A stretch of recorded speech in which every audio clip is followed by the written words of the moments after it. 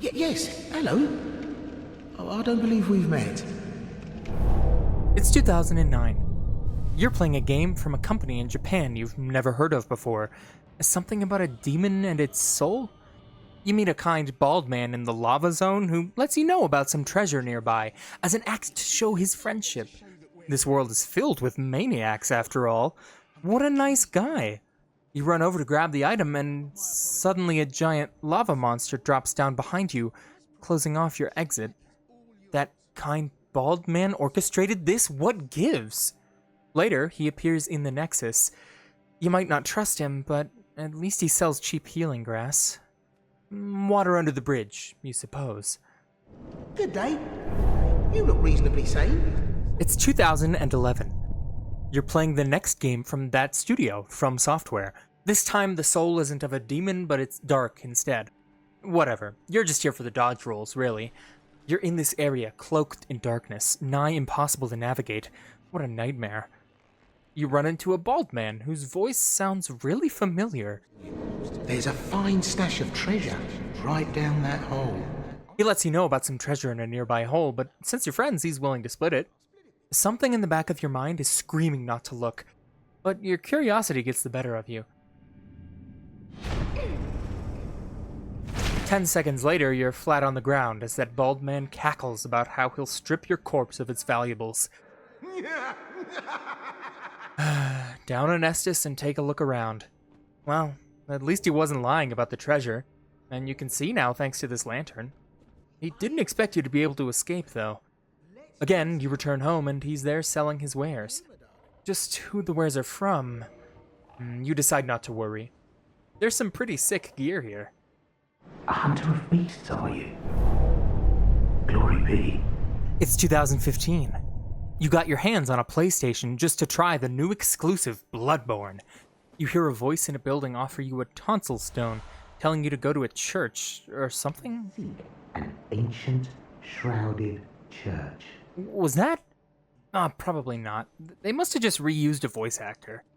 There wasn't a patches in Dark Souls 2, so that guy from Dark Souls 1 must have just been a Demon Souls reference. Oh, Amygdala. Oh, Amygdala. Have mercy on the poor bastard. Oh, It's 2016. The third Dark Souls game just released. You're in this fantastic cathedral area, and you find a Knight of Katarina with a voice that you can now recognize pretty well.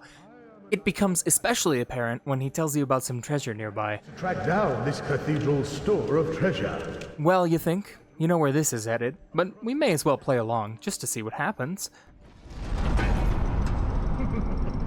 Shame on you, you greedy guts. Yep, there it is. It's 2022. The long-awaited Elden Ring is finally here. A familiar sight greets you in a cave. A bald man with a shield and a spear, looking down on you from above. Patches, my lad. Come, tell me about some treasure, kick me off a ledge. It's good to see you again. How I've missed this. Wondering what's inside the treasure chest. I should have known, you scheming little thief. It's good to be back. You, the player, have fallen victim to Patches' tricks for over a decade now. You goofball. But why? Well, there's a relationship between every game and the person who plays it. No, not like that. I'm talking about the way a game communicates with those who play it, and how the player interacts with the material they've been presented. For some games, this relationship is one of a tool in its wielder, like Creative Mode Minecraft. For others, it's a medium for you to communicate with other people, like Fortnite. And yes, this part was just an opportunity to show a clip of me in Fortnite. Thank you. The player-game relationship for Elden Ring is, in a word, untrustworthy. From Software games are renowned for this antagonistic dynamic between the player and the game. Patches, for example, lives on this through line of betrayal featured in almost every Souls game. Almost. Imagine the information presented in games as a Venn diagram. You can think of one side as the part that tells you things. Tutorials, item descriptions, weapon stats, your player information, stuff like that. The other side is the part that doesn't tell you things. Obtuse and confusing quest lines with no explanation as to how to complete them, or the near absolute requirement of experiencing death to fully learn the mechanics of a boss. Then, this area in the middle is the mix. Something works how you're told, and then it stops, doing something you aren't told about when you expect another result. This is the most crucial area for Souls games: Betrayal. But it's just that. If it's crucial for Souls games, then it's not unique to Elden Ring. If this idea is not unique to Elden Ring, then why have I written a 13,000 word long video essay about it? Wait, why did I do that? Well, that's because while the other games do feature plenty of content in this convergent zone of the Venn diagram, Elden Ring is so chock full of them that there's just so much more to talk about in regard to this. Plus, if you'd like to see me analyze other Souls games, there's 2 other videos you can go watch on that, after you're finished here, of course. So in this video, I'm going to go deep on Betrayal, on all levels. How the game and the developer betray the player mechanically, how the narrative and environmental storytelling exhibits betrayal, how the aesthetics of the game and certain areas betray one another, and even how the concept of betrayal is itself betrayed. So, get yourself a plate of boiled prawn and an ice-cold flask of cerulean tears, cause we're gonna... You sorry fool. Looks like you should have subscribed to this channel. Don't you know, wretch that you are, that Improvised uploads only the highest quality content? If you'd hit the notification bell, you would have seen this video the second it was uploaded. Maybe if you do it now, you won't miss the next one.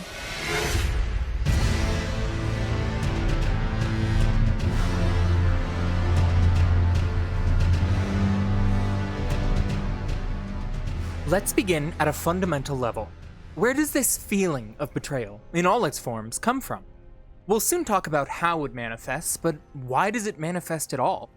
The root cause comes from the fact that Elden Ring, first and foremost, is a video game. This is a unique medium for understanding and consuming media, though many people far smarter than me have taken deeper dives into that idea. The betrayal that you feel is in essence a conversation that you have with the developers as you immerse yourself in their experience. To feel betrayed is an innately personal emotion, more complex than sadness or fear. It requires trust to have been established between 2 parties, and then for that trust to be broken. The developers are communicating to you through the design, and you interface with that design to respond to them. This is the initial bond of trust. The betrayal then comes when the developers do something counter to your expectations based on the communications prior. The conversation turns sour. The Lake of Rot provides an excellent example to illustrate this. The mere existence of this area betrays gameplay expectations. Every poison swamp you see in the overworld up to this point has potentially been made trivial for one big 4-legged reason. Torrent is entirely unaffected by rot or poison. If you come across one, simple. Just call your buddy and leisurely stroll right over top of it without getting your toe wet. Even the giant bubbling rot swamp of Aeonia in central Caelid allows you to do this. Every swamp is traversable with Torrent. Until now. Many players will have the same experience. They'll get down to the Lake of Rot for the first time, see it, and think, oh, no big deal. They pull out the spectral steed whistle, try to use it, and nothing. Their heart sinks to their stomach. This one isn't going to be trivial like the others. The player has been conditioned up to this point, set up to believe that Elden Ring swamps aren't a massive pain like they were in previous Souls games. But then, the developers flip the script. You try and fail to use Torrent, your character doing a silly animation, while Miyazaki deviously smiles down upon you. Did you really think I'd make a game without a real poison swamp? After you trudge through this scarlet hell, you make it to your goal, a giant underground palace looming at the edges of the pool of death. You run to grab an item, your reward from making it through a tough section of the game, and what is it? A single item that cures rot. It's pure orchestrated mockery. You can almost hear them giggling, laughing at the irony of the situation they've put you through. It's purposeful and intended, a tongue-in-cheek way to say, well done, but the fun isn't over. A small side note. While distrust is not necessarily something exclusive to video games, this interactable aspect is the key point. You could say that the developers being sneaky little backstabbers is a similar concept to that of the unreliable narrator in detective or mystery novels. But even then, the configuration of words on the page is always the same, regardless of who reads it. Yet, every player experiences a game differently. The fact that Elden Ring is a video game, yeah, I know, it's tough to remember, ties in here. That image that I have of Miyazaki laughing at the player as he impishly places a single preserving Bolus's item at the end of the lake is really just my interpretation of what the world offered to me. Another player might find this item and consider it a blessing for the hard times that are sure still to come. The thing about it is, these diverging interpretations of a lived experience can only occur in a video game, where the player's experience with the piece colors their view in a very personal way. For example, someone who didn't interact with the area whatsoever, upon seeing the unhorseable swamp, rejecting it, by sprinting to the other side and chugging Estus to outheal the rot, well, they might not even pick the item up. If they did, they might not think that much of it, as they hadn't submerged themselves in the lake in the totality of its irritations. On the other hand, a diligent completionist like myself might find the item at the end and curse Miyazaki for what they perceive to be hijinks of his doing.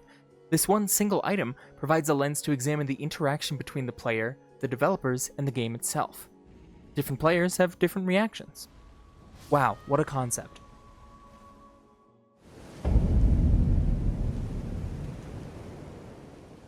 Earlier, I characterized From Software's attitude towards the player, as the developers, as antagonistic. This isn't exactly right, but hey, can you blame me? I gotta make a catchy intro, come on. The developers give the appearance of an antagonistic attitude towards you, the player, through their design, but it is of course not actually born of malice. It's a lovingly crafted and carefully designed work of art that also sold 12 million copies in 2 weeks. The game being so carefully designed then makes every element of Betrayal clearly purposeful. There are no accidents in this game, except when you level up Arcane. This orchestrated adversarial game design manifests itself in some of the ways I mentioned before. Hard bosses that can only, in most cases, be beaten through raw trial and error, or complex, involved side quests that requisite double, triple, and quadruple checking your tracks to ensure that you don't miss anything. But there are more instances of the dev team engaging in the obfuscation of information. Now, I want you to tell me, what's the best example of the dev team tricking the player? Mimics. While they actually originate from Dungeons & Dragons, FromSoft has become infamous for setting up bait and switches on players with these monsters for over a decade. Let me just quickly pull up a photo of an Elden Ring mimic, and it's not there. See? Wait. Huh? It's not there. Oh. They aren't in Elden Ring. This is a bit awkward. Mimics, on their own, are a perfect example, albeit in other Souls games, of this developer gameplay betrayal. I really like the way H-Bomberguy talks about this idea in his video on Bloodborne. The only way of learning that there are enemies in the game who look like chests and eat you to death if you try to open them is to find one and try to open it and die. Because they've quote-unquote unfairly sacrificed the player's life that one time, they've thoroughly instilled a sense of paranoia and awareness and given you an even greater sense of having the odds stacked against you in a horrible world full of murder and death. It's not that the game is unfair to players, it's that the world itself is unfair to people. The atmosphere of suffering and misfortune that... Misfortune? Am I British? The atmosphere of suffering and misfortune that permeates the Souls games is what makes you feel as though the devs are working against you. Imagine you're a first-time Dark Souls player. You have no knowledge of the existence of mimics, haven't seen any memes relating to them, nothing. You walk up to a chest in the bottom of Sen's Fortress, press the button prompt to open it, and are subsequently free-run to your grave. What the hell? Up to now, a chest has been a guarantee of a reward with no downside, something to look forward to. But from this point on, you'll be eyeing every chest you see, giving a cursory swing with your club to check if you're about to be chomped. The trust you had placed in the game, and thereby the developers, has been shattered, never to be repaired. This will continue through your playthroughs of other games, too. Every chest in Bloodborne will get a whacking, despite there not even being a single mimic in that game whatsoever. In Elden Ring, you tap every chest you see, just in case. There haven't been any yet, but what if? So now we return to Elden Ring. So far, every chest you've opened has just been full of treasure. You're still on guard, though. You come across a chest in a ruins in the first zone, smack it to check, and determine that it's safe. You fool. Moments later, you find yourself in a cave filled with centipede bugs that one-shot you, and you quickly take your leave to find yourself in the middle of a landscape straight out of a horror movie. These trap chests in Elden Ring clearly serve a similar role that Mimics did, conditioning the player to distrust even what seems like a reward. The player finds themselves, in the beginning of the game, getting deposited far distances away by means of chest teleportation. the Caelid trap chest in Dragonburnt Ruins, the trap chest which literally takes you right next to the Erdtree from the Weeping Peninsula, the tricky setup that Patches uses to dump you in the middle of the Runebear-infested Mistwood. The bulk of experiences a player will have with teleportation traps progress similarly. You get caught by a chest, you wake up somewhere unrecognizable, and you check the map to see that you are very far away from where you were a moment ago. Remember that, it'll be important later. That's not the only betrayal mechanic that manifests in Elden Ring, though. There's another similarly famous Souls phenomenon that exists purely to deceive the player. No, I'm not talking about how weapon and level scaling works, you'll have to go to the wiki for that. I'm talking about illusory walls. Illusory walls, sometimes called invisible walls... Wait, why do we call them invisible walls? Aren't they pretty clearly not invisible? Like, purposefully? Like, the whole point is that you see them when you shouldn't. That's not very invisible. Huh. Weird. Anyway, illusory walls are another favorite betrayal used deliberately by From Software to condition the player towards suspicion. They're illusions which appear as regular walls to the player, yet upon an action, either a roll or an attack, or a specific prompt if you're playing DS2, why? They shimmer and fade away to reveal a path behind them. Secrets often placed behind these include chests, items, solutions to puzzles, and areas in some cases. Plenty of dungeons, both minor and major, have illusory walls guarding some secret at some point. In Elden Ring, there's even an entire legacy dungeon hidden behind one of these.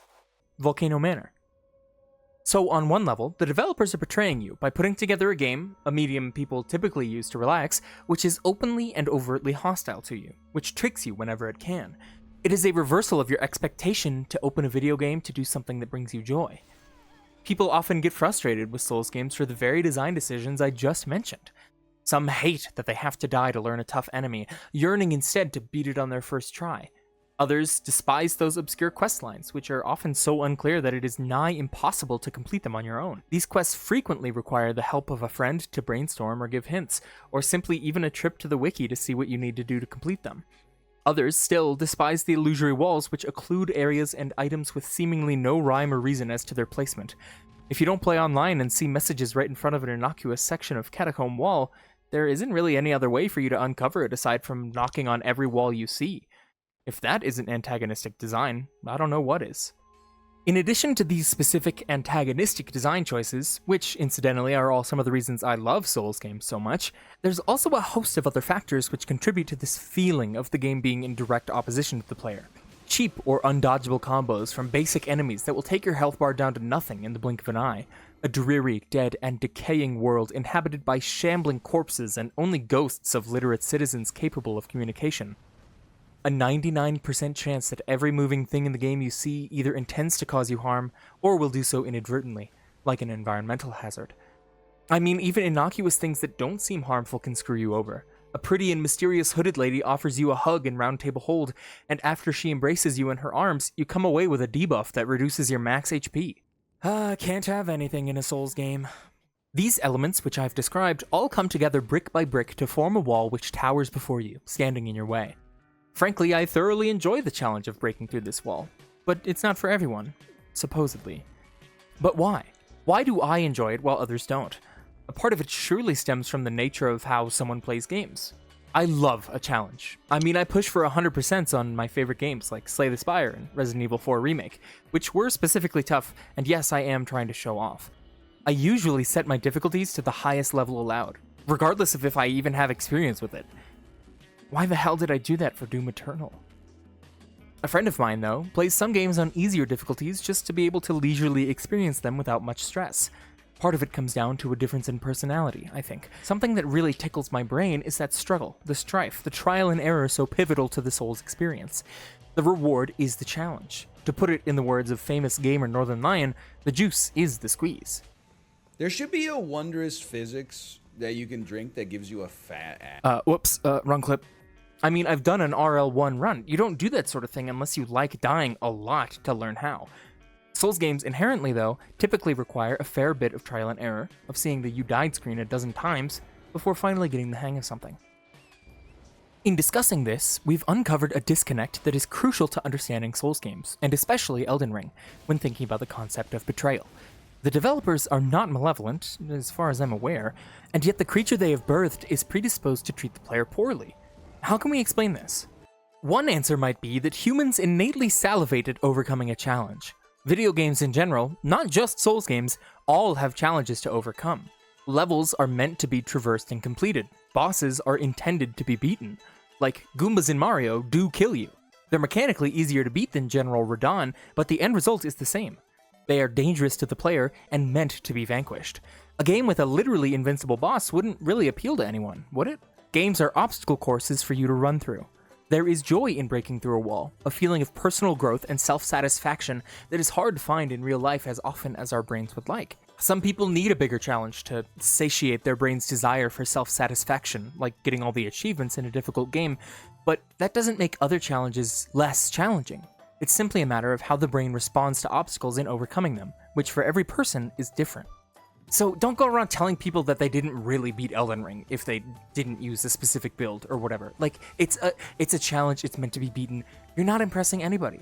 If you want to impress people, go beat it RL1. This is sarcasm. That was all impromptu. Impromptu? That was all improvised, by the way, which is me. That's also my name. Can you see why that's my username? I'm really good at this shit. But if a challenge to overcome indicates an adversarial relationship between developer and player, does that mean every game features antagonistic design? Well, not really. What I call antagonistic design is really just a part of that spectrum of constructed challenges, on the higher end. Souls games are particularly good at laying out challenges that really require patience. The one thing anyone needs to beat a Souls game is patience. Not reaction time, not skill, none of that gamer garbage. Anyone can beat a Souls game. It's just a matter of if you have the tolerance for failure to eventually eclipse the challenge. It's a more difficult challenge than, like, Pong, but harder games than Dark Souls exist. So what is antagonistic design's true purpose? It's to facilitate a feeling of overcoming something difficult and unfair, to put you through a crucible and have you come out the other side a smarter and more patient person. You can also commiserate in shared experiences with other players. Oh man, Millennia took me over 10 hours. In the end, you've bettered yourself in a fun and dynamic way. But the process of getting there can feel unfair. There are betrayals of gameplay expectations that catch the player off guard. But then the player becomes accustomed to them, learns to expect these moments, to check the corner of a room right after a door for a sneakily hidden enemy. This is the idea behind that antagonistic design. It is a sense of treachery from the developers as you engage in an experience that, while designed to ultimately be fulfilling, may not seem like it in the moment. But after you come out on the other side, you can easily look back and see how much you've grown.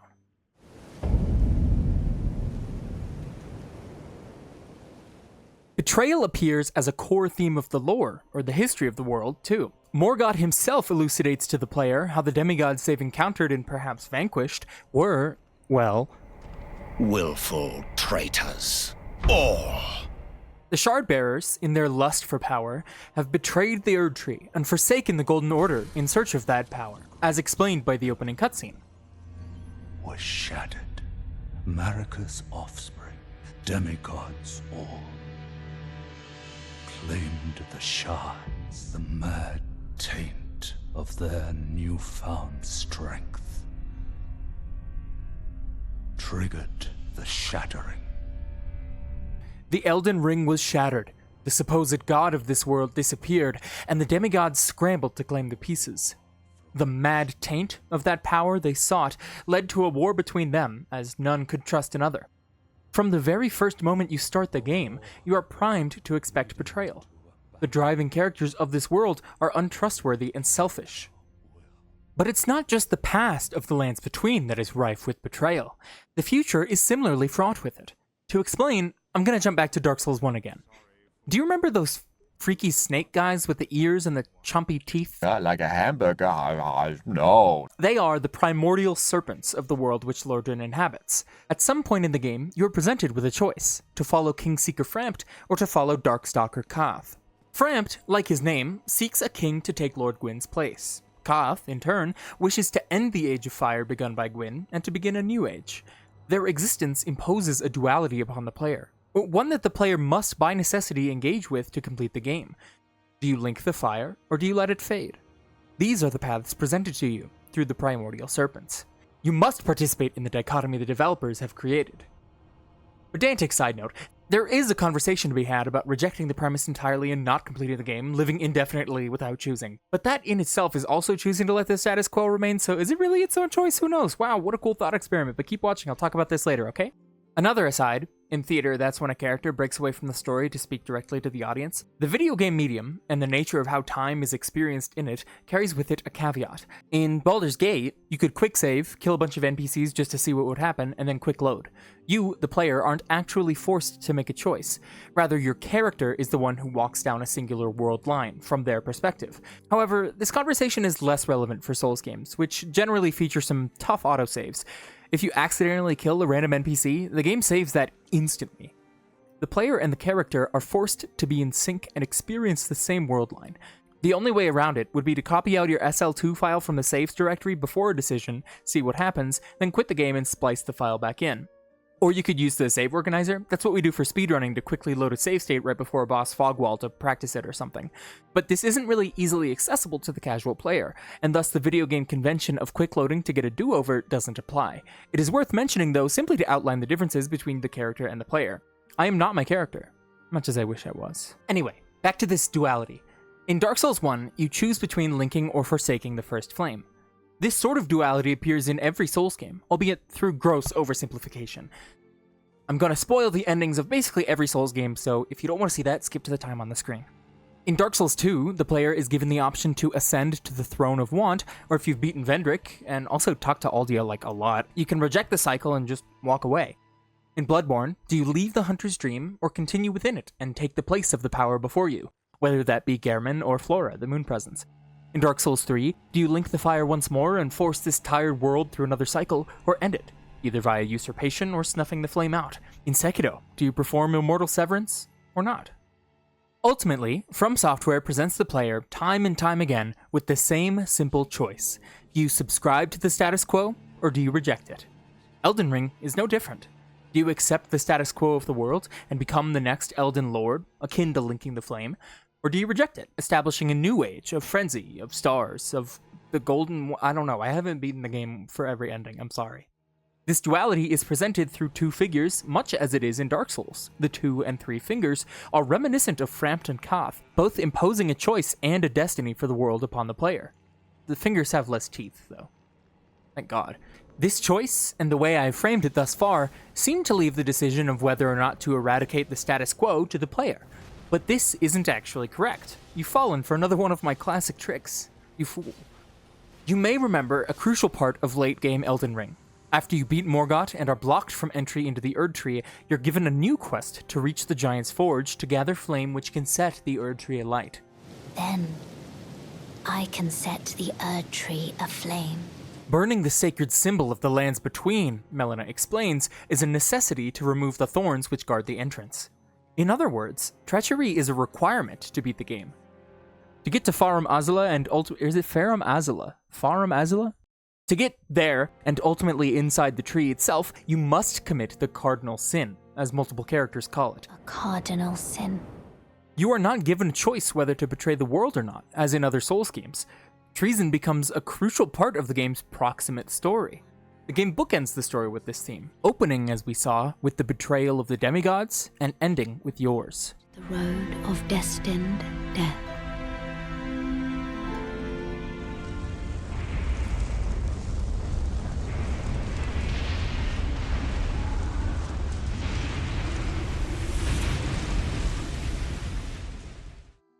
It's not just the overarching story that grapples with this treachery.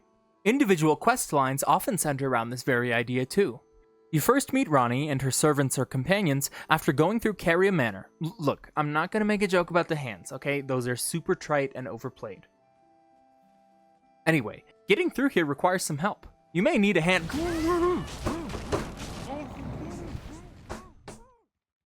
Beating the spectral Loretta opens the path to the Three Sisters, the secluded area sitting above the manor which Ranni's squad inhabits. Seluvis greets you with disdain at first, but after you find his secret puppet hideout in the ruins near Ranni's Rise, give Nefeli the sinister potion, and fetch him some starlight shards, he lets you in on his plot to undermine Ranni herself.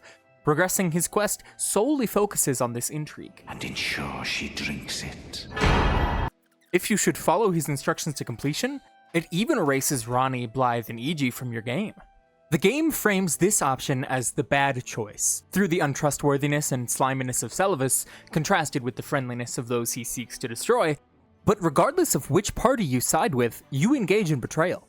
For while Seluvis seeks to bring an end to Ranni, Ranni herself seeks to bring an end to the current age of the world. Should you reject Seluvis and choose to become consort eternal to the two-faced four-armed demigod, the game ends with the establishment of the Age of Stars. Thus, engaging with any of the questlines tucked above Caria Manor results in you, the player, betraying someone. Another series of quests also concentrates on this core game theme. An entire area, castle, and legacy dungeon found themselves upon the idea. I'll give you a second if you'd like to guess what I'm talking about. If you said Murkwater Catacombs, congratulations! You're wrong. I don't know why you would have guessed that. The correct answer, Volcano Manor and Mount Gelmir. Recall what Tanith says to you at your first meeting with her. Will you join us here at the Volcano Manor and resist the tide? Why accept the burden of their grace, or be fooled by the dogmatic ramblings of the Fingers? Rise with us against the Erdtree. The tasks which she entrusts to you explicitly involve turning against the Erdtree. The manor at Mount Gelmir sends recusants out to hunt other Tarnished down, to stop the rise of those seeking the Elden Ring. Wait, what the hell is a recusant? What does that even mean? Oh, someone who refuses to submit to authority. That's pretty based. Aside from the requisite burning of the Erdtree, this is another clear example of betrayal being used as a narrative device to move the story. However, in this instance, it is entirely avoidable, or optional. You don't have to engage with Volcano Manor and Tanith's shenanigans. That's a really tough phrase to say, Tanith's shenanigans? Tanith's shenanigans. You don't have to engage with Volcano Manor and Tanith's shenanigans, acting as a recusant to betray the Golden Order. However, you don't experience a piece of the story should you do so. This is unlike the previous examples I've mentioned, in that refusal to participate constitutes a refusal to experience the story. FromSoft quests often have this predicament about them at various stages. The choices that you are presented with are either to continue the story as the devs have laid it out, or to refuse and stop the story there. In fact, many times when first playing a Souls game, like on stream or whatever, I've said when faced with an NPC choice, well, there's nothing else I can do, so I may as well do it, even though in the majority of cases this ultimately leads to suffering. For example, the beginning of Millicent's questline. You have the option to give her the needle or not. This is a choice, but one maintains the status quo and the other actually is an active choice. If you don't give her the needle, she doesn't move, her quest does not continue, and she sits gasping in pain against the wall until you close the game for the last time.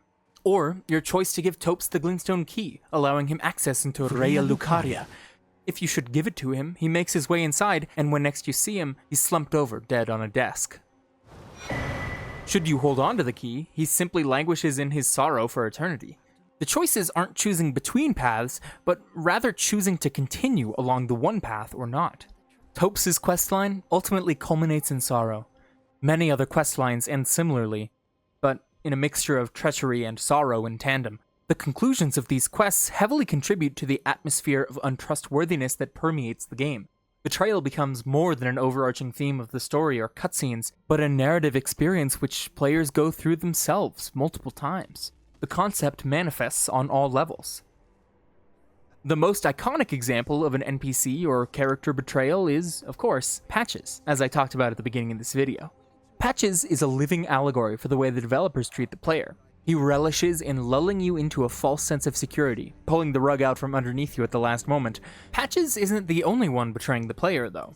Many quests in FromSoft games resolve through a collision of blades, a primal kill or be killed confrontation in the character's final moments. I'm going to spoil a ton of FromSoft questlines here from basically every game, so if you're concerned with experiencing those fresh and haven't played any, go ahead and skip to the time on the screen.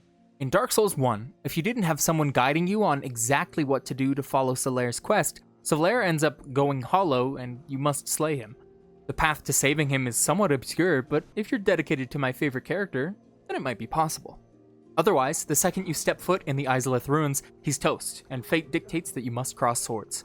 Of course, there's other examples from DS1, like the extremely shady and shifty Lautrec, but most players will remember this moment with Solaire very particularly. In fact, it was so devastating to one of my friends that he went insane and basically just killed every NPC in the game because he was so distraught. Sorry, Charlie. In Bloodborne, we do meet Patches once more, in a rather arachnid form, no less. But beyond our favorite backstabbing scallywag, players may find themselves hunted by the hunter herself, Eileen the Crow. I did on my first playthrough. Her sudden aggression startled me, as I had previously aided her in her duty and seemed to be establishing some sort of rapport. Yet, a misstep somewhere resulted in her questline, like others, reaching climax in battle with me. Further still, one of the potential final bosses of the game comes from a mentor-esque figure in the form of Gehrman. Should you refuse to acquiesce to his request, you must battle him too to the death, in a beautiful field of flowers only mere steps away from your home for the entire game. The trend of allies turned foes continues in Dark Souls 3. One of the first NPCs you meet in the game, Hawkwood the Deserter, who's suffering from conniptions, I hear, Gives me conniptions. tells you a fair bit about the world and the goals thrust upon you. You can summon him to your side as an ally at the Oseros fight and at the tip of the Archdragon Peak. At the end of his quest, you meet him in the Abyss Watcher's arena, and yes, you must kill him. Another NPC, Henri Vastora, shows up in various places in the game as a friendly and familiar face. Their gender is dependent on that of the players. Oh, hello. How do you do? Oh, hello. How do you do? This is because the player, to get the Usurpation of Fire ending, marries them. Isn't that cute? Unfortunately, this conjoinment comes through you plunging a sacred sword into their face. Less cute, but still romantic in a sense, I guess. As a side note, I just want to say that this is a pretty presumptuous mechanic. Having Henri's gender be dependent on the players reinforces heteronormativity in a very direct and clear way. Alternatively, trans icon Henri of Astora? But I don't think that was what was intended. Why does this marriage have to be in this configuration? Is it the end of the world if two dudes marry? Or two women? No, it's the end of the world if you don't leak the fire. Duh. A side effect of this mechanic is it also makes talking about Henri annoying as hell, because the pronouns each player has instilled in their brain to refer to Henri differ from one another. Gender annoyance aside, you sacrifice a friend in pursuit of your goal in an act of betrayal. I've provided examples from every game, from some games, of betrayal in the context of your character, NPCs, and quests. These examples concern themselves with the player's experiences, as opposed to examples from the lore or cutscenes. Betrayal is, by necessity, rather interactive, and this makes it innately more personal, but we talked about that earlier. It seems that there's a lot of this in previous games, so how does Elden Ring, yeah, that's the topic of this video, I know, you might have forgotten, stack up? It may come as no surprise to you, given how I've set this up and framed it thus far, but Elden Ring far and away has at least an order of magnitude more examples of this exact thing. When I was writing the outline for the script, I came up with 6 just off the top of my head. I'll go into some more detail on them in a moment. This is to say, though, that Elden Ring, perhaps as a result of its upscaled size, or perhaps as a deliberate thematic choice, spotlights the notion at the core of this video. In the cadre of NPCs whose quest lines embody that notion, some treacherous moments are clear and laid out, such as the feud you uncover between Sellen and Jaren, who force you to choose a side between the two people you've come to know over the past however long in their final confrontation. The game forces you, in the end, to pick one or the other, inevitably betraying the one left behind. Unless, of course, you abstain from that choice, which is a choice in itself, and maybe there's something to be said on that point about you betraying the game in a broader sense, as you refuse to engage with the systems and story in that abstention, but we'll revisit that. Most of these moments, though, are tragic. Consider the heart-wrenching voice of Blythe literally crying out in anguish as he says he could never betray Ranni. Never betray her, no matter what might happen. Ranni, she needs me. It is ultimately his destiny to do so, but it doesn't make the road any less painful. Blythe is a special case because you actually kill him twice if you do Ranni's questline to completion. Once on the path to the Lake of Rot immediately after Noxtella, when you battle a red shade that looks real suspiciously like a half-wolf buddy you've had since Limgrave. And then twice after you potentially free him from the Forlorn Hound Evergaol and he heads to see Ranni. Okay, actually, a correction is he ends up at Ranni's Rise regardless of what you do. There is an intermediate step in which you can free him from the Evergaol where you fight Dedawil, but after you marry Ranni, he ends up at Ranni's Rise regardless. So at Ranni's Rise, you meet him for the last time in a hostile state and kill him. Okay, well, as I mentioned before, everything surrounding Ranni, whether you side with her or against her, is rife with betrayal. Sometimes these moments of betrayal come even in the form of boss battles. Roger, once a mentor for the player in the realm of sorcery, becomes a part of the gauntlet of fights you encounter at Godwyn's Fishy Foot. Or is it Finn? Gideon presents an even more salient example of this. In a quest for power that matches the players, he stands as a roadblock to the final 2 or 3 bosses of the game. Only one can stand before the Elden Ring. While a thorny personality to interact with through most of the game, he nonetheless guides the player towards their ultimate goal. He tells you to find Shadowheart. It's every man for himself, and you're looking to make Latenna, the Albinoric. I told the all-hearing brute that I possess no such... And he tells you her location. He tells you of the shard bearers you will and must encounter. In spite of this guidance, you must kill him to finish the game. Much like the burning of the Erdtree itself, it is impossible to complete the experience and see the end credits without you yourself engaging in Betrayal. Regardless of questline or character, Betrayal has a role to play. Not just in the game itself, but also as the characters within it. You cannot escape being a double-crossing backstabber in some sense of the words. Wow, you're really evil. What's wrong with you?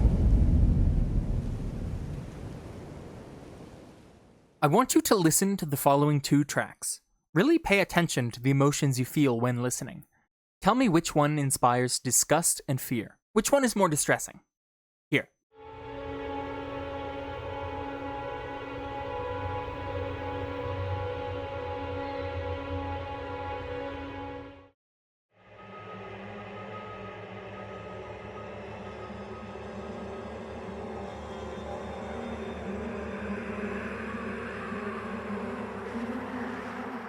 The first one was the Limgrave theme, the first area of the game. The second was Caelid's, a later game area. I'm sure you knew that, but hey, maybe there's someone watching who hasn't played Elden Ring. If you've made it this far, hi. This is the environment that accompanies that distressing music. Caelid is extremely uninviting, and the music plays a large part in that. A low, droning moan supplemented by the hum of flies and other insects. Now pair that with what you see as you explore. The rotting piles of fungus. The massive lake of blood-red poison, the giant grotesque birds and hounds as large as dinosaurs, the shambling, exploding corpses who scream and cry in pain as they rush at you, the oversized humanoid centipede bug monsters who shoot tendrils of white substance at you. These visual elements come together in a nasty mosaic of death and suffering that is altogether viscerally disgusting. The first one's music, on the other hand, accompanies this area. It's a simple yet beautiful grassy area with basic enemies. A regular blue lake. A stunning view of the Erdtree and rolling green hills. There are no giant monster birds, no screaming flaming corpses. The music serves a purpose of inspiring wonder and adventure as your eyes glitter with the golden light of the Erdtree. Limgrave is where you fight your first guys with swords, beat your first boss, and start your journey in the lands between. Now, take a look at the map of Elden Ring. Limgrave is literally right next to Caelid. You can see the ground quickly rot and decay beneath your feet as you move eastward. Mere steps away from this introductory area stands a rotting hell bathed in the curse of a blood moon, Caelid. Why? This example I've given, contrasting Caelid and Limgrave by their environments, sets up an archetype of analysis that I'll be using in this section. There's a lot of ways in art and literature to describe the concept we're going to use as a tool to further examine this video's point: juxtaposition, foiling, contrasting, you name it. These all basically describe the phenomenon of things existing in distinct and disparate ways, in a stark manner that makes their differences immediately apparent. So why are Caelid and Limgrave right next to one another? Because their proximity further emphasizes the differences between the two. If Caelid and Limgrave were on opposite ends of the map, their disparate atmospheres and aesthetics wouldn't nearly jump out as much as they do. But because these regions coexist in a shared space, right next to one another in the same region of the map, their differences are thus exaggerated. Proximity is a key part of what helps define aesthetic betrayal. You stumble across countless stunning vistas and traverse visually diverse lands and environments. When some of these diverse environments exist in close proximity to one another, it creates a juxtaposition. Now, to be clear, moving from one locale to the next does not innately represent a dramatic shift in mood and atmosphere, one worthy of the use of the word betrayal or juxtaposition all of the time. Going from Limgrave to Liurnia, for example, does not shock the player, or at least I hope it doesn't. If it does, are you okay? While the two zones have their own distinct personalities and feel, they are similarly made up of sloping green hills and simpler enemies. This, in my eyes, is not worthy of the drastic connotation behind juxtaposition. This is a contrast. It is what I will call aesthetic betrayal. The player's first view in the game shows off the beautiful, picturesque Limgrave. It charms you with the golden Erdtree, and then shrouds it in a hellish red mist the second you step foot into the area next to you. Aesthetics aren't just visuals. The body of an aesthetic experience is comprised of all forms of sensory information. Just as art is more than a painting, aesthetics is more than how something looks. One heavy lifter in making Caelid as distressing as it is that music I showed you a moment ago. Do you show music played a moment ago? Punctuated by bug noises and dissonance, it worms its way into your mind and elicits raw and primal feelings of disgust. It's, well, disgusting. Limgrave's music, by comparison, is wholly inoffensive. Or the balancing of the game itself. If the enemies in Caelid did 0 damage and died instantly, it would subsist entirely on those other elements. Those admittedly are plenty and suffice to carry that unwelcoming atmosphere, but to deny the mechanical aspect of Caelid's horror is to ignore a crucial part of what makes it stressful for players. Going there is dangerous. Underground lies another wonderful dichotomy to examine. The underground cities, Nochrun and Noxtella, are simply enchanting. They're backlit by an illusion that appears as stars on the ceiling of the gargantuan cavern system beneath the surface. Their mournful atmosphere and beautiful architecture combine with the magical sky to make a literally breathtaking series of views. And yet, these bewitching cities are connected to one another through a smaller system of caves, populated entirely by giant, disgusting bugs. From the ceilings of these interconnections hang uncanny pupae of rocks and magic with human skulls, which are apparently called malformed stars. Cool. Next to all of this bubbles a lake of death, a sea of some substance that looks like blood and toxifies the player. Two sister cities with stellar backdrops are immediately juxtaposed against, or aesthetically betrayed by, a giant lake of blood and hordes of giant insects. Now, I'm not sure if this is normal, but I think giant bugs are gross. Call me a contrarian if you wish. But it's not just that giant bugs are gross, either. The bugs here feel more overwhelming than the ones that appeared in Caelid. How could it be the case that they're grosser here than before? Part of it is the environment. While Caelid is disgusting, you can also see the sky and the Erdtree. Underground, meanwhile, in these caves, claustrophobia reigns supreme. You cannot escape these bugs by going somewhere else. You have to delve right into their nest and push through. Noxtella and Nochrun and the Lake of Rot, as well as all the caves in between, provide another and wonderfully creative example of this treachery. My personal favorite legacy dungeon in the game, Elphael, Brace of the Haligtree, also provides a great example of this phenomenon. Much like the primary zone I'd like to talk about in this section here in a moment, it shimmers with golden light. The presence of humanoid enemies, much like Limgrave, makes the area appear relatively inviting. It is a comfort to find regular people and soldiers here after dealing with the mutant misbegotten of the previous area. Nothing about these humanoid enemies disturbs, nor sets off an alarm bell in the mind that something is wrong. They're not hard on the eyes. These humanoids populate the battlements, mere meters above the ground floor, where what feels like 10 million screaming masses of limbs and poison sit poised to strike.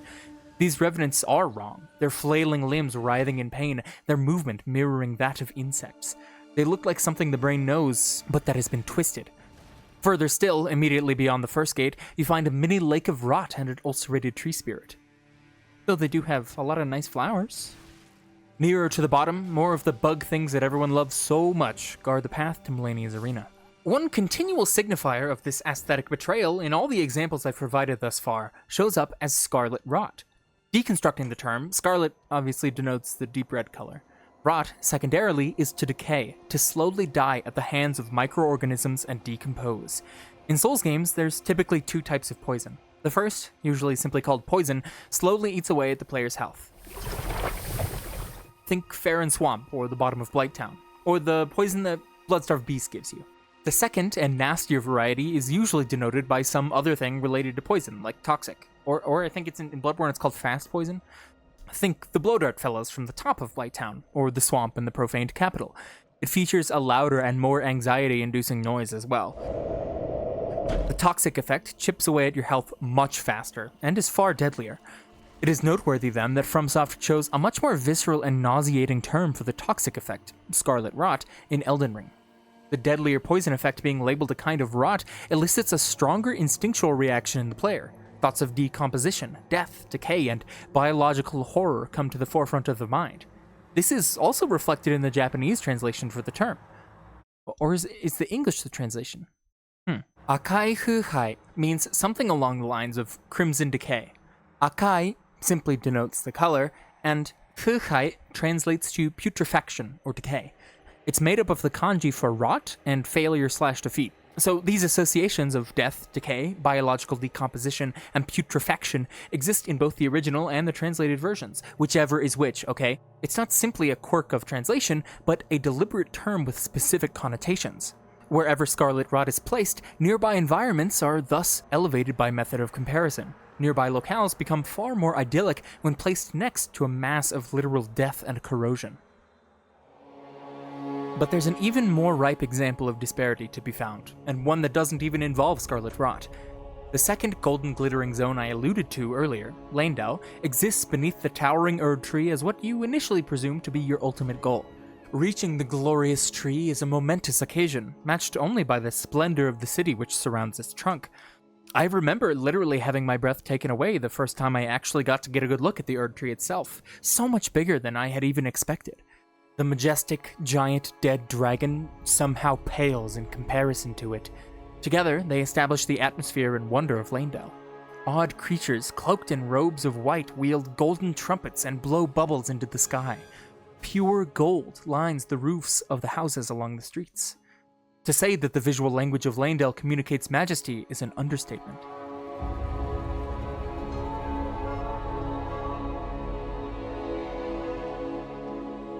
But a second city stands as the scaffolding just beneath the surface. This city has no splendor to behold.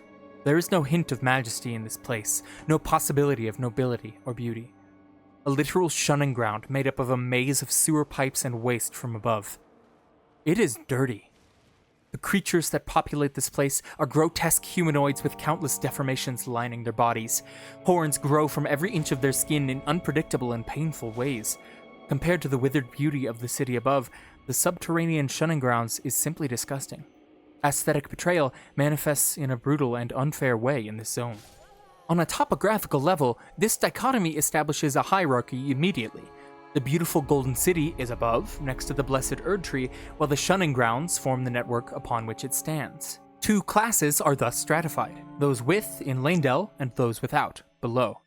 The use of this type of imagery to connote a hierarchy is not uncommon, especially in video games, the most famous example of a two-cities hierarchy being Midgar from Final Fantasy VII. Much like Midgar, the only way for the prosperous and higher-class city to exist is upon the backs of the lower class. The sewers in Elden Ring are the literal waste processing mechanism for Lanedell, and yet it is still home to a whole race of creatures. Through the blood and suffering of the ones below, the ones above enjoy a significantly higher quality of life. But Lanedell has fallen. The once regal city provides a home to shambling corpses and mindless monsters the same as everywhere else in the lands between. Even after a dragon has crashed into the city and destroyed it, even after the god which the city worshipped disappeared, yet still the apparatuses of religion and state continue to operate, seemingly unencumbered by the destruction of the city. Class persists regardless of the state of the world, somehow. There is nobody even left to govern, never mind that their kingdom would be inhabited entirely by unthinking zombies, and yet those who rule keep on ruling. In Elden Ring, the disparity is justified through the lore. The Omen, those horned and malformed humanoids, are sequestered underneath, out of sight and out of mind, because a higher power has abandoned them. In the lore of the game, they suffer due to their lack of grace. The Omen are cursed, graceless beings, condemned to languish in obscurity for all their lives. This curse is even reflected by the mechanics of the game too. The shunning grounds are referenced sparsely by NPCs. The only explicit direction you get to find the shunning grounds is from the loathsome Dung Eater, who you then find in a prison in the labyrinth of the zone. The dungeon is easy to miss as a player, even as someone who's gone there many times. Even during the recording of this footage, I couldn't find it. I kept forgetting where it was. I didn't know where it was. I still forget exactly where the only entrance, a small, humble well tucked away in a corner of the ground floor of Lanedell, is. The contrast between these two areas is startling. Grace, in this case, can be read as an allegory for class. Well, is it even an allegory? It kind of just is class. From the very beginning of the game, Grace is very clearly propped up as an indicator of one's class, explicitly. The first NPC you meet after opening up that door in the very beginning even says it to your face. Without guidance, without the strength of runes, you are fated, it seems, to die in obscurity. Those without the guidance of grace emphasized so heavily by so many characters you meet are literally shunned underground beneath Leyendell, or forced to mill about aimlessly and ignobly on the surface. Meanwhile, the opulent royal capital of the world as you know it stands above as an honorable bastion of the Erdtree. For a moment, talking about class in such a clear and distinct way without invoking his name feels wrong. You know, the guy who wrote the manifesto, Frederick Engels' friend, worked at the British Library. You know the one. I'm not going to talk about him because, while I think talking about class in the context of Elden Ring is interesting, I'm not nearly as qualified to delve into discussion on all of that. There's plenty of content out there done by people way more qualified than I. And you know what? I think it's pretty easy to find. The Erdtree is the symbol of this grace, a golden pillar of light and holy magic. The ultimate protector of the Erdtree is, ironically, Morgott. His remembrance describes him as being born one of the graceless omen. Morgott took it upon himself to become the Erdtree's protector. He loved not in return, for he was never loved, but nevertheless love it he did. This is a tragic betrayal of the highest order. Despite protecting the sanctity of the Erdtree with his very life, he remains untouched by grace, spurned from the divine for merely being born the way he was.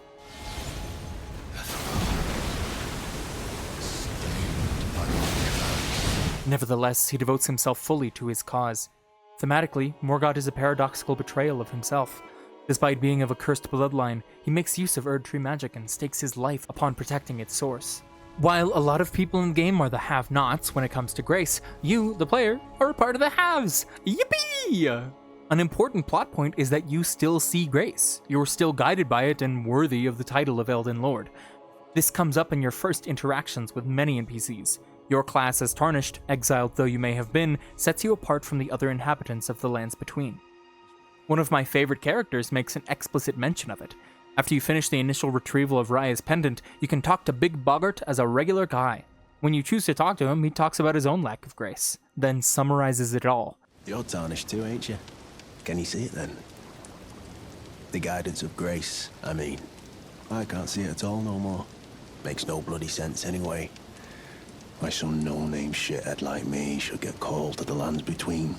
Cruel bloody joke, you ask me. Maybe something went tits-up with it. Maybe it's been broke for a good long time.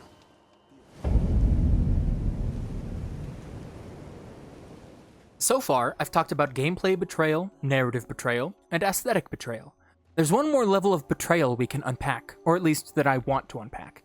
The final level is what I call betrayal. When, okay, hold on, I can't say this word anymore. Betrayal. It's not sounding like a real word. Let's see. Treacherous duplicity? Double-crossing deception? Perfidy? The Judas kiss of the Judas Leak? What? Anyway, the betrayal of the betrayal is when the game takes something that was already unexpected or difficult and flips it on you again. Let's revisit one of the first things I talked about in this video. Mimics. Did you remember what I told you to remember 40 minutes ago? You don't? What the hell? I told you to remember that! Mimics aren't in Elden Ring, but there are trap chests of a different variety. Much like mimics, teleportation chests condition the player to distrust everything. All of the trap chests the player will encounter in their first sessions of play will swiftly deposit them some long distance away from where they began. This was the important thing to remember. That when you see ensnared in a transporter trap, you know you're about to be miles away from where you were just exploring. This is always the case. But actually, it isn't always the case, you buffoon! I've tricked you again! Before I get into that, though, I want to address a counterpoint I just know some of you are mentally screaming at me. Messages. This is the caveat. The message system acts as a counter to these examples of betrayal, primarily of gameplay expectations. It is a way to nullify the trickery the player might get caught by. Well, let's return to the mimics in the Dark Souls series for a moment. If the last 2 chests you opened without mimicry were completely alone, and suddenly you see a chest with multiple messages surrounding it, wouldn't you become suspicious? If you're walking through a hallway and see a few messages in front of a slightly conspicuous section of wall, you're more likely to give it a smack to see. You might not have otherwise thought to check that wall. If the message system counters the developer's trickery, why would they put it in the game? Well, probably because the devs aren't actually malicious and evil, seeking only to trick you at every turn. That's me. It's more that these systems are designed to be overcome, much like the tough bosses that make FromSoft games so infamous. They don't want to trick you, they want to make you feel like you're being tricked. We talked about that earlier too. I'm just giving you a refresher here. It's a long video, okay? You're welcome. Ultimately though, you are supposed to be able to get through it. Furthermore, the message system isn't infallible. It can actually contribute to the trickery and betrayal that these trapped chests and illusory walls inhabit. The consequences aren't as dire as getting chomped by a mimic and losing all of your souls, runes, whatever. My first game was a Dark Souls game, so there'll always be souls to me, okay? But it can nonetheless be frustrating. That section of wall you saw all those messages by earlier, it's not actually an illusory wall. It's just two people saying secret ahead, try attacking, and one backing them up with no liar ahead. Little rats, all of them. You bonked your sword into the wall, nothing happened, and now you look like an idiot. You might even be slightly embarrassed, even though you think nobody saw it. I saw it. I saw it when you did that. I saw you. In this moment, and others like it, the message system actually becomes a means for betrayal to be further entrenched in the game. Now it's not just the devs tricking you, they've designed a system that enables other players who you'll never meet to mess with you too. This trickery is inconsequential in the grand scheme of things, a mere 3 seconds lost and perhaps a bit of redness in the cheeks as you hit disapprove on their message, but that makes it all the more important. On the smallest, most base level, you can't trust anything you see, even from metagame systems like those for player-to-player communication. I said that it was always the case that a transporter trap chest would whisk you away to some far-off location. This isn't true. In a catacomb tucked away beneath a cliff right next to the entrance to Lanedale, you once again find these teleporting trap chests. But this time, they don't take you far away. This catacomb has trap chests which teleport you inside of itself, to a confusing layout that requires you to think about where those chests' tiny wormholes begin and end. When you think you're about to be taken to some new area of the map you haven't seen yet, you're moved 20 feet to the left and down 1 floor. This is the idea behind the betrayal of the betrayal. You've been conditioned already to expect one consistent pattern to a situation. The expectation of duplicity established dozens of hours ago by experiences in the early game is reversed once more. Here, at the edge of the Altus Plateau, the player likely believes themselves to understand the purpose and convention behind these traps. The predicament thus presented in the Izura side tomb betrays the player once more by flipping that convention backwards. The catacomb becomes a maze of in and out points, almost like playing a fog gate randomizer. Every chest you see is another shuffle.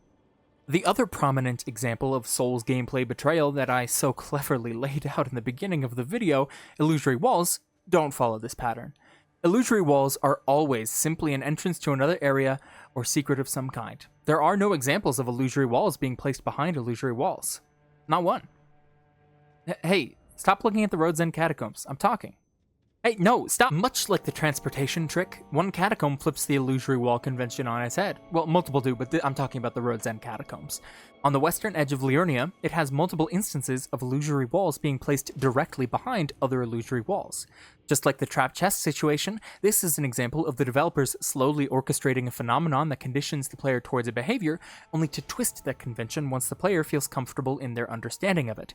The illusory walls are already a trick, but to do so multiple times is a different trick, layered upon itself.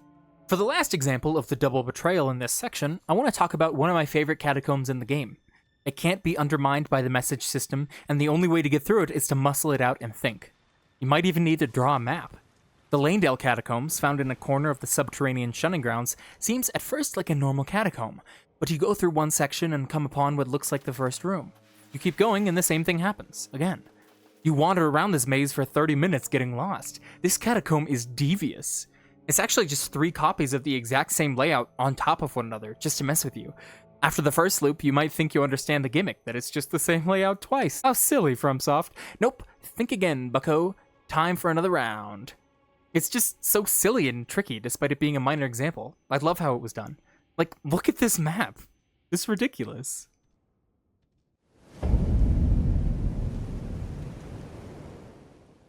Alright, let's see what we have for our outro here. Really? I didn't make an outline for the outro? That's all it says? What the fuck? This was kind of a heavy video topic, wasn't it? But then again, Souls games aren't exactly famed for their bright and cheery settings and experiences. Understanding the ways in which that becomes true, though, is a worthy line of thought. Betrayal, in all its forms, is such a core concept of Elden Ring, far more so than in other Souls games. It's not just the sheer magnitude of the game itself that causes this either. As I've shown, the concept crops up in every crevice of the game, and in a very personal way, too. There are layers to the betrayal, instances where it folds in on itself to produce an event horizon of duplicity. Remember Patches? There's an encounter in Liurnia where he tells you a secret at the bottom of Rea Lucaria, a way to get to the Erdtree super fast. What actually happens, though, is you get caught in the Virgin and a transporter trap happens. You get locked in a volcano with no way out, and much like the teleportation traps, you can't warp out without finding a grace. The betrayal in Elden Ring is so prominent that it manifests inside of itself. But there's another kind of betrayal, abstracted from every other kind of betrayal I've talked about this entire video. The developers and their characters can betray you, yes, in their wickedness and giggling as they converse with you, but have you thought about perhaps that it goes both ways? That you could betray them? How? Well, by not engaging in their work, not participating in the story, not seeing things to their proper conclusions, you are in essence turning your back on them.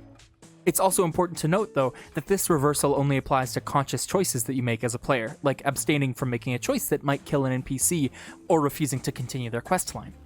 It doesn't apply the same way to, say, like missing a quest marker or forgetting to check for a dungeon. That's on you. The power of this bilateral conversation means that you're able to exercise control as well. You don't have to experience all of these tricky moments.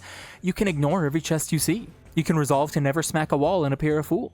You are not powerless in this game, much as it might seem. I'm especially interested to see how this manifests in the near future. With the DLC less than a month away, lore speculation is at an all-time high.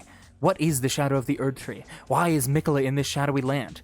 I don't know. I didn't watch the story trailer that they released because I like being in the dark about it. If they answered those questions in it, please don't tell me. Perhaps there's an element of betrayal there, some sort of banishment to the land of shadow of some sorts, or maybe I'm just making stuff up. There's no telling exactly what the DLC will entail, except that it'll have some absolutely banger bosses, and I'll be devoting 2 weeks of my life to playing it non-stop from dawn to dusk. Maybe we'll revisit this in the future. For now, though, enjoy Elden Ring, and make sure to always watch your back. You never know who's on your side.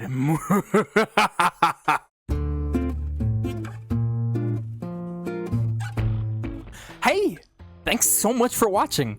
This was my first time making some really long-form content, so I hope it went well. I'm gonna quickly promote my Pride Month charity stream happening on June 14 at 4 p.m. EST, 1 p.m. Pacific. I'll be doing an All Remembrances Elden Ring speedrun with punishments and debuffs from chat. Like, I'll be spinning a wheel with stuff like one-headed controller, drink pilk, and do 10 jumping jacks on it. Those last two are a nasty combination, by the way. Please come say hello and consider donating. I'd also like to thank my good friend Harry Flowers for helping me with ideas and script writing with commenting, and my other good friend God I'm Hungry for proofreading my drafts. Thanks also to Lord Crow for getting footage of Hawkwood, Henri, Solaire, and Gehrman for me. And of course, I'd be remiss to not thank my community for always supporting me. If you'd like to support my work too, going forward, subscribing to this channel, liking, commenting on, and really sharing this video all help a lot. If that's not enough, you can support me on Patreon for a couple bucks a month. There's a behind the scenes outtakes video coming soon for paid patrons only, so if that sounds interesting to you, go check my page out. For now, thanks for watching, and I'll see you on the next one. Bye!